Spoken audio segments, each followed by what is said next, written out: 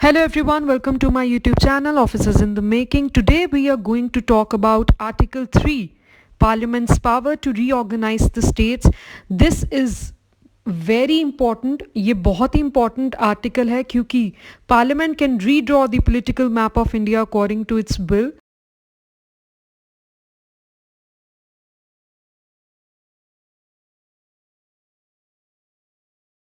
पहले आप kindly subscribe button दबा दीजिए ताकि आप आगे की वीडियोस भी देख पाएँ इंडियन पॉलिटी के रिगार्डिंग एंड इस चैप्टर के आर्टिकल 3, 4 एंड बाकी चीज़ों के regarding.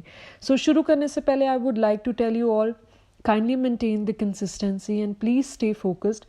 I know sometimes it's hard to maintain the consistency और कई बार रोज़ नहीं पढ़ाई हो पाती, but look at the big picture and someday it will all be worth it. Imagine yourself in that uniform, imagine yourself sitting at that seat. You will make your parents proud.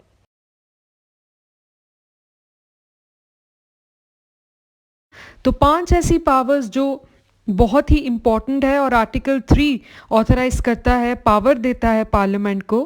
पहले ये है to form a new state by separation of territory from any state or by uniting two or more states or parts of states or by uniting any territory to a part of any state.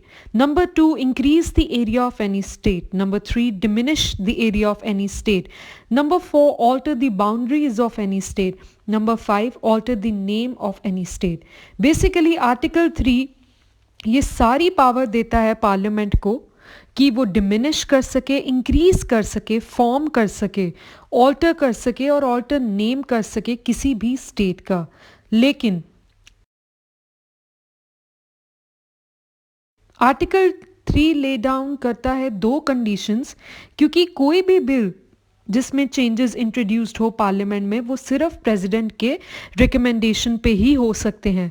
दूसरा, ये president पूछ सकता है state legislator को किसी भी state के related अगर कोई चीज़ है तो वो उसके कंसर्न में पूछ सकता है उसको, लेकिन प्रेसिडेंट और पार्लियामेंट बाउंड नहीं है स्टेट लेजिस्लेटर के व्यू से. वो एक्सेप्ट कर सकते हैं, रिजेक्ट कर सकते हैं अगर उनके व्यूज़ इवन इफ अगर वो टाइम पे आ जाते हैं. It is not necessary to make a fresh reference to the state legislature every time an amendment to the bill is moved and accepted in parliament. तो सिर्फ प्रेसिडेंट का prior recommendation चाहिए. A bill contemplating the above changes can be introduced in the parliament only with the prior recommendation of the president. And number 2, before recommending the bill, the president has to refer the same to the state legislator concerned for expressing its views within a specific period. जैसे कि मैंने आपको बताया कि सिर्फ president का ही एक prior recommendation चाहिए और प्रेसिडेंट को किसी से भी पूछने की ज़रूरत नहीं है. इनफैक्ट पार्लियामेंट को भी, वो प्रेसिडेंट और पार्लियामेंट बाउंड नहीं है किसी के भी ओपिनियन से. Parliament can redraw the political map of India according to its will.